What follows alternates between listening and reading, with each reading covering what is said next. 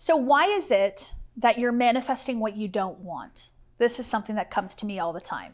People will say, my manifestation isn't here yet. It's taking too long. Or I'm manifesting what I don't want. Help me. Where am I at? I would encourage you to listen first to the episode about contrast, when life becomes contrary, when things appear to be going wrong.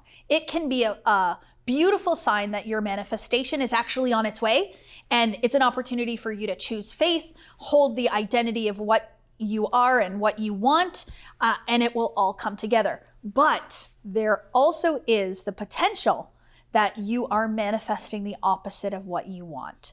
And so remember, we are always pumping something out, right? So perpetual transmutation of energy says that our energy is perpetually and forever transmuting, which means changing form from thought into physical form. That's the transmutation of energy. Our thoughts become things, and it's perpetual, always and all the time. So having said that, then you're always manifesting in every single moment. It's not something we learn to do today and then we suddenly start doing.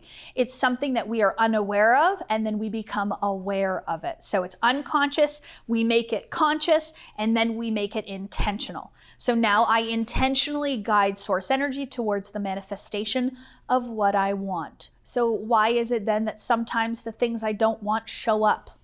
A beautiful way of putting this is inadvertent selection.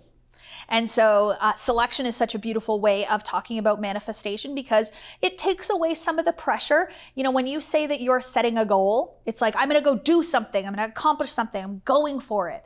It might not happen and I'm hoping for the best.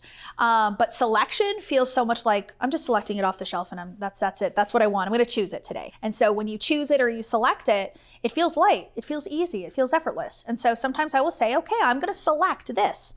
So what does it mean to inadvertently select? That means you're selecting what you don't want because you have an underlying sponsoring thought that is tied to fear, doubt, or worry.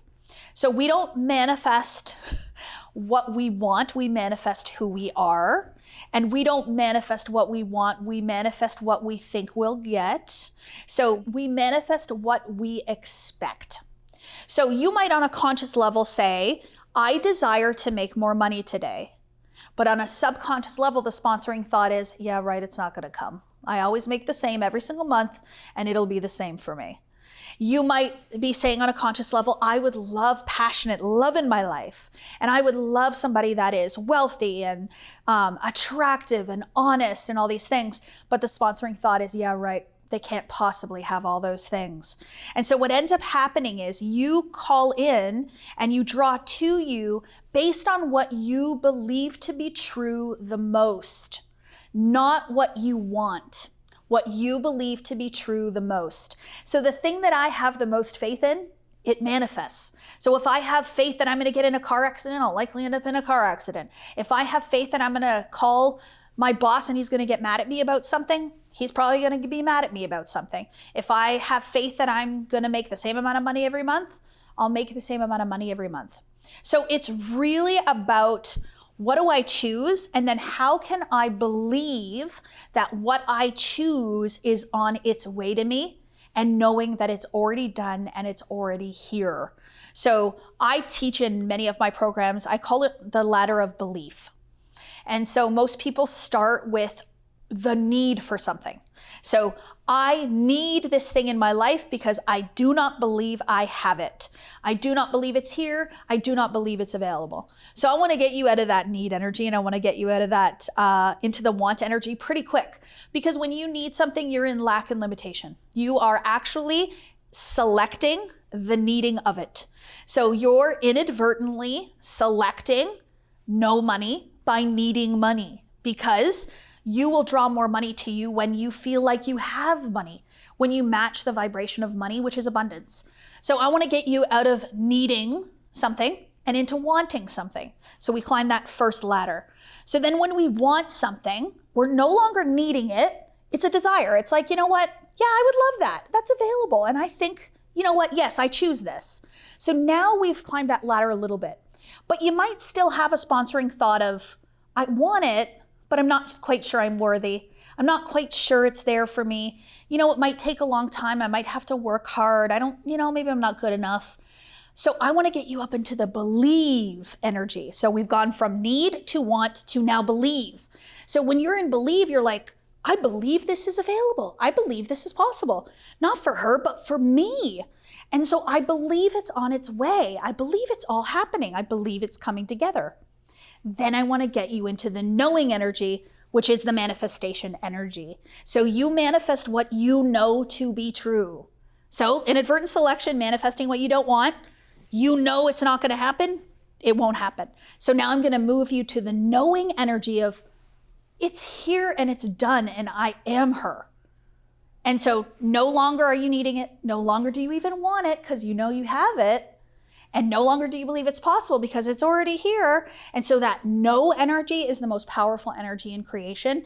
And I have clients that'll come to me and they'll be like, Kathleen, there's no 3D observation that my manifestation is here. I can't see it, but I know it's there.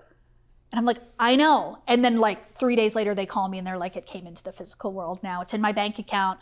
I moved into the house. I met him. I'm pregnant, all of these things. But the knowing comes first. And then the physical observation of the manifestation comes second.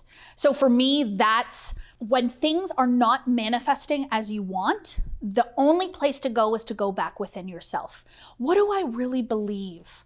What do I really think is going to happen? What do I really believe what is the expectation and the assumption going forward of what's about to happen for me in my life?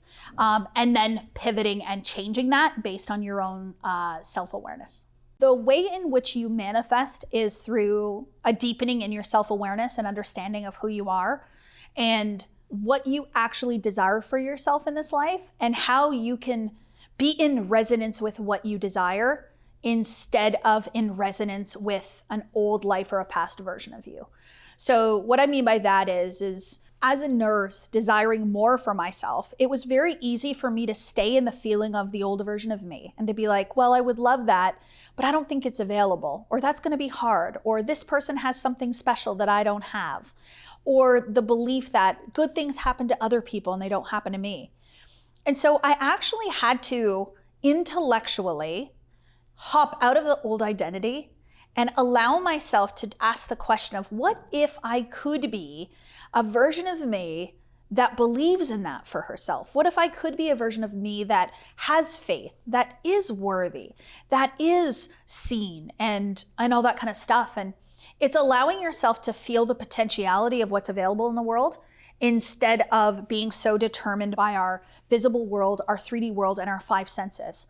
And so when I talk about manifestation, I say it's spirituality meets personal growth and development.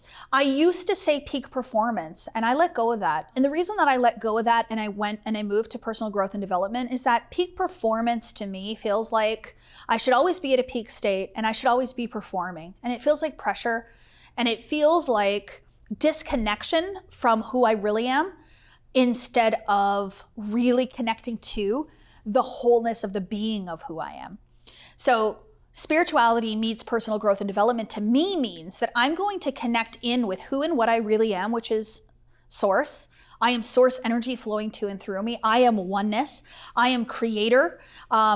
We are co-creating together. And so I am the light. And so the more that I can feel my light and tap into my light and feel source energy and feel all of the universe available for me and responding to me, it's like the pulse beat of life. And I used to think that the pulse was just my heart. But now I understand that the pulse of who I am is actually a light coursing through that pulse beat of my heart. And so when I connect the light and I connect it with my heart, I can feel who I am and I can feel my purpose and I can have a greater understanding and feeling for who I am. And then we move into that personal growth and development. So the personal growth and development is saying, okay, so what does this mind say about this light and this pulse beat of that heart? What is the mind speaking to me? And when you can actually leave your mind, you got to come out of it to understand it. And you can say, oh, my mind is programmed to believe I'm weak. My mind is programmed to believe I'm unworthy. My mind has simply been programmed to believe that I can serve people through being a nurse. But you can serve people through many, many ways and many, many things. And so That light, that heartbeat, that mind, all of that comes together on all three planes to the essence of who and what you really are. And when you tap into that essence, it's not about doing things because you want the accolades, being famous to be famous. It's not about money just for the sake of money. You understand that it's much more than that. It's impact, it's service, it's what we're all here for. And I also know too, and this is very, very powerful, is that we are all one. And so that light that flows to and through me, it flows to and through you, and it goes through your pulse beat of your heart. And so by elevating in that way and me allowing myself to feel the wholeness of who I am, it allows you to feel the wholeness of who you are. We get so focused upon the human part of us. We get so focused on what that mind says and who the world thinks we should be and how we should show up and what success is, that we lose sight of the bigger picture. And the bigger picture is the awareness of who and what we really are. And so when you can allow all of that to come through, no matter what happens in your outside world, you know that you're the light and you know that you're creator and source energy and you have agency over what happens next. And I used to think that somebody else was driving the car and I was a passenger, and things were, if the car was going to go off the road, I had no control. But now in the moments where the car feels like it's going off the road, I'm like, no, wait a minute, I have the wheel. Like I can actually just take my agency back. I am supported, I am guided, and miracles happen every single day. You know, my beautiful friend Eric says it's miracle season. And so what if miracle season for you is every single day in your life? And I think that's taking the agency back. And I didn't have that for so long. And so now that's true creation. When we say create your own reality, you do it through tapping in on all three planes in that way. So I hope that answers the question that had come up about that. But it's very, very powerful to feel the wholeness of who you are and to decide, what am I going to do with this information and with this knowledge? And how can I come outside the mind to reprogram the mind to become the best of who I am, to serve more people and make an influence while we're here in this short amount of time. And remember that the limit does not exist.